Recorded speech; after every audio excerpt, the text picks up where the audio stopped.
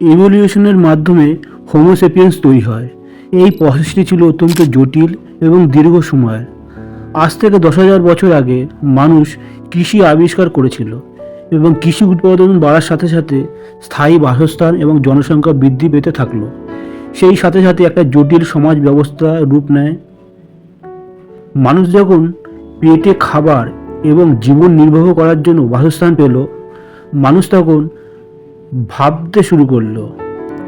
এই প্রথম তার মনের মধ্যে ভাবনা এলো যে কিভাবে এই যে জটিল সমাজ ব্যবস্থা তৈরি হলো, এই সমাজ ব্যবস্থাটাকে কীভাবে সুশৃঙ্খলভাবে পরিচালনা করা যায়। কারণ সেই সমাজ ব্যবস্থাটা ছিল অত্যন্ত বর্বর টাইপের।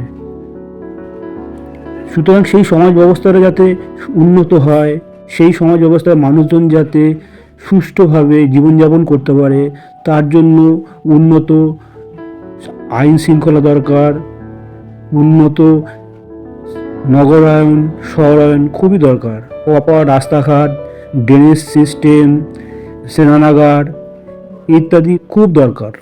কারণ এই সমস্ত না থাকলে একটা যে সভ্যতা, সেটা তো বলা যাবে না। পৃথিবীতে প্রাচীন যুগে বিভিন্ন সভ্যতার বিকাশ হয়, কিন্তু সময়ের অবকাশে সেই সব সভ্যতা হারিয়ে যায়, কিন্তু তাদের অবশেষ এখনও বর্তমান। সেই অবশেষ থেকে প্রত্নতাত্ত্বিক বিজ্ঞানীরা গভীর অনুসন্ধান করে খুঁজে পান তাদের সামাজিক জীবন কেমন ছিল, তাদের জীবিকা কেমন ছিল, তাদের বাসস্থান কেমন ছিল, এবং বিভিন্ন ইনস্ক্রিপশন ঘেঁটে তারা বুঝতে পারে যে তাদের চিত্র ও লিপি, এই চিত্র লিপিতে তাদের সেই সময়কার সামাজিক জীবন, ধর্মীয় জীবন কেমন তা পাওয়া যায়। প্রাচীন যুগে যে সমস্ত প্রধান সভ্যতা গড়ে উঠেছিল তার মধ্যে অন্যতম হলো সিন্ধু ঘাটি সভ্যতা, মিশরীয় সভ্যতা এবং চাইনিজ সভ্যতা। এই তিনটি সভ্যতাই গড়ে উঠেছিল সমসাময়িক সময়, এবং এই তিনটি সভ্যতাই নদীর তীরে গড়ে উঠেছিল। সিন্ধু সভ্যতা এবং মিশরীয় সভ্যতার মানুষজন একে অপরের সাথে ব্যবসা বাণিজ্য করত, কালচারাল জিনিসপত্র এক্সচেঞ্জ করত, তার নিদর্শনও পাওয়া যায়। সুতরাং সভ্যতা হলো একটা জটিল সমাজ ব্যবস্থা, যার মধ্যে সাংস্কৃতিক, বিজ্ঞান, শিল্পকলা, সরকার এবং সামাজিক কাঠামোর মতো বিভিন্ন উপাদান থাকতে হবে। নমস্কার, আমি শুভঙ্কর দত্ত। আজকে আমার টপিক হচ্ছে সিন্ধু ঘাটি সভ্যতা সম্পর্কে। এটি পৃথিবীর অন্যতম প্রাচীন সভ্যতা। হরপ্পা সভ্যতা এবং মহেঞ্জোদড়ো সভ্যতা সিন্ধু নদীর তীরে গড়ে উঠেছিল পৃথিবীর অন্যতম প্রাচীন ও সমৃদ্ধশালী সভ্যতা। এই সভ্যতার কতগুলো আকর্ষণীয় বৈশিষ্ট্য ছিল, তার মধ্যে যেমন নগর পরিকল্পনা। সিন্ধু সভ্যতার শহরগুলি ছিল অত্যন্ত পরিকল্পিত, রাস্তাঘাটগুলি ছিল সোজা, একে অপরকে সমকোণে ছেদ করত। এই শহরগুলির গ্রিড পদ্ধতি তৈরি করা হতো, যার ফলে রাস্তাঘাটগুলো একটি জালের মতো বিন্যস্ত ছিল। রাস্তাঘাটগুলি ছিল প্রশস্ত অর্থাৎ চওড়া, ভালোভাবে তৈরি। প্রধান রাস্তাঘাটগুলো প্রায় 10 মিটার চওড়া ছিল। রাস্তাগুলোর পাশে ড্রেন বা নর্দমার ব্যবস্থা ছিল, যা শহরের বর্জ্য নিষ্কাশনে সাহায্য করত।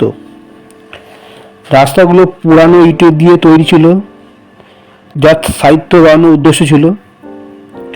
সিন্ধু সভ্যতার পয় প্রণালী বা স্যানিটারি সিস্টেম ছিল অন্যতম। প্রতিটি বাড়িতে শৌচাগার এবং নর্দমার সংযোগ ছিল। রাস্তার পাশে ড্রেনগুলি নিয়মিত পরিষ্কার করা হতো, যা শহরের স্বাস্থ্যবিধি বজায় রাখতে সাহায্য করত। সিন্ধু সভ্যতার নগর পরিকল্পনা দেখে বোঝা যায় যে এই সভ্যতার মানুষজন পরিচ্ছন্নতা এবং স্বাস্থ্যবিধির ব্যাপারে অত্যন্ত সচেতন ছিল। এই সভ্যতার রাস্তাঘাট এবং পয় প্রণালীর ব্যবস্থা তৎকালীন বিশ্বের অন্যান্য সভ্যতার তুলনায় অনেক উন্নত ছিল। স্থাপত্য। সিন্ধু ঘাটি সভ্যতায় স্নানাগার ও শস্য ভাণ্ডারের নিদর্শন পাওয়া যায়। এই শহরগুলিতে শস্য ভাণ্ডার ছিল, সেখানে শস্য মজুত করে রাখা হতো। মহেঞ্জোদড়োতে একটি বৃহৎ শস্য ভাণ্ডার পাওয়া যায়।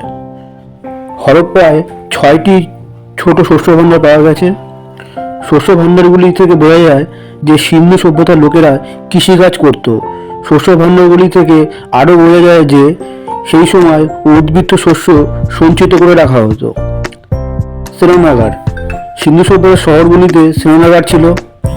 মহেঞ্জোদারোতে একটি স্নানাগারের অস্তিত্ব পাওয়া গেছে। স্নানাগারটি ছিল পোড়া ইট দিয়ে তৈরি। স্নানাগারটিতে জল ধরে রাখার জন্য তৈরি করা হতো। স্নানাগারটি ধর্মীয় অনুষ্ঠানের জন্য ব্যবহার করা হতো। স্নানাগারটির দৈর্ঘ্য প্রস্থ ছিল 11.88 মিটার, প্রস্থ ছিল 7.01 মিটার, এর গভীরতা ছিল 2.43 মিটার। উত্তর ও দক্ষিণে দুটি চওড়া সিঁড়ির মাধ্যমে স্নানাগারে প্রবেশ করা যেত। মহেঞ্জোদারোর স্নানাগারটি সিন্ধু সভ্যতার অন্যতম গুরুত্বপূর্ণ স্থাপত্য। লোথালের মতো স্থানে কৃত্রিম বন্দর তৈরি করা হয়েছিল, যা তাদের উন্নত প্রাকৌশল জ্ঞানের প্রমাণ দেয়। এবং এই সভ্যতার মানুষ মেসোপটেমিয়া ও অন্যান্য অঞ্চলের সাথে ব্যবসা বাণিজ্য করত, তারও নিদর্শন পাওয়া যায়। প্রত্নতাত্ত্বিক খনন কার্যের ফলে যে সমস্ত আর্টিফ্যাক্টগুলো পাওয়া যায় তার মধ্যে হরপ্পান শিলমোহর হচ্ছে অন্যতম। এটি সম্ভবত সিন্ধু সভ্যতার সবচেয়ে স্বতন্ত্র নিদর্শন। এই ধরনের শিলমোহরগুলি স্ট্যাটাইট নামক পাথর দিয়ে তৈরি, যার মধ্যে প্রাণীর ছবি প্রায়শই মুদ্রিত দেখা যায়। এবং প্রত্নতাত্ত্বিক খনন কার্যের ফলে নৃত্যরত নারীর মূর্তিও পাওয়া যায়। এই মূর্তিটি 4 ইঞ্চি লম্বা এবং এই মূর্তিটি তামার তৈরি। মিশরীয় সভ্যতা অথবা মেসোপটেমিয়া সভ্যতার লিপিগুলি পাঠোদ্ধার করা সম্ভব হলেও সিন্ধু সভ্যতার অজানা স্ক্রিপ্ট এখনও পাঠোদ্ধার করা সম্ভব হয়নি। এটি বিশ্বের অন্যতম রহস্যময় ও প্রাচীন লিপিগুলির মধ্যে অন্যতম। সিন্ধু লিপি মূলত চিত্রলিপি। এই লিপিতে প্রায় 400টি ভিন্ন চিহ্ন রয়েছে। এই লিপি ডান দিক থেকে বাম দিকে লেখা হতো। কি করে বুঝবো যে ডান দিক থেকে বাম দিকে লেখা হতো? এর একটা প্রমাণ পাওয়া যায়।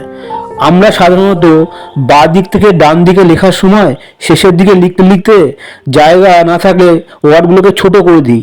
ঠিক তেমন এই লিপিগুলি ডান দিক থেকে বাম দিকে লেখার সময় জায়গা না থাকার কারণে ছোট হয়ে যায়, তাই লিপি নিদর্শন দেখলেই বোঝা যায়।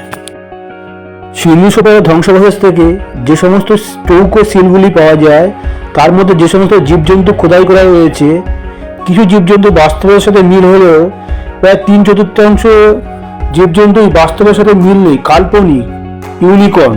হরপ্পা এবং মহেঞ্জোদারোতে মোট পাওয়া সিলের প্রায় 3/4 রয়েছে এই ইউনিকর্ন। এই সভ্যতা ধ্বংসের কারণ এখনো পর্যন্ত অজানা, তবে গবেষকরা বলছেন প্রাকৃতিক দুর্যোগ বা জলবায়ু পরিবর্তন বা আর্যদের আক্রমণে এই সভ্যতা ধ্বংসের কারণ হতে পারে। সিন্ধু সভ্যতা প্রথম আবিষ্কার করেন দয়ারাম সাহানি। 1921 সালে তিনি পাঞ্জাবের হরপ্পায় এই সভ্যতার ধ্বংসাবশেষ আবিষ্কার করেন। এর 1 বছর পর অর্থাৎ 1922 সালে রাখালদাস বন্দ্যোপাধ্যায় মহেঞ্জোদারোতে আরেকটি শহরের ধ্বংসাবশেষ আবিষ্কার করেন। এই দুটি আবিষ্কারের মাধ্যমে সিন্ধু সভ্যতার প্রথম সন্ধান পাওয়া যায়। তবে সিন্ধু সভ্যতা আবিষ্কারে আরও কয়েকজন প্রত্নতত্ত্ববিদের অবদান রয়েছে। তাদের মধ্যে জন মার্শাল, তিনি ছিলেন আর্কিওলজিক্যাল সার্ভে অফ ইন্ডিয়ার ডিরেক্টর জেনারেল। তার তত্ত্বাবধানেই হরপ্পা ও মহেঞ্জোদারোর খনন কার্য চলে। আর আরেকজন ছিলেন আলেকজান্ডার কানিংহাম, তিনি ছিলেন আর্কিওলজিক্যাল সার্ভে অফ ইন্ডিয়ার প্রথম ডিরেক্টর জেনারেল। 1872 থেকে 1875 সালের মধ্যে তিনি হরপ্পায় খনন করেন এবং সেখান থেকে কিছু শিলমোহর আবিষ্কার করেন। আমার এই ভিডিওটি এখানেই শেষ হলো। যদি এই ভিডিওটি কারো ভালো লাগে তাহলে লাইক, শেয়ার, সাবস্ক্রাইব এবং কমেন্ট করবেন এবং পরবর্তীকালে এই প্রসঙ্গেই সেকেন্ড এপিসোড নিয়ে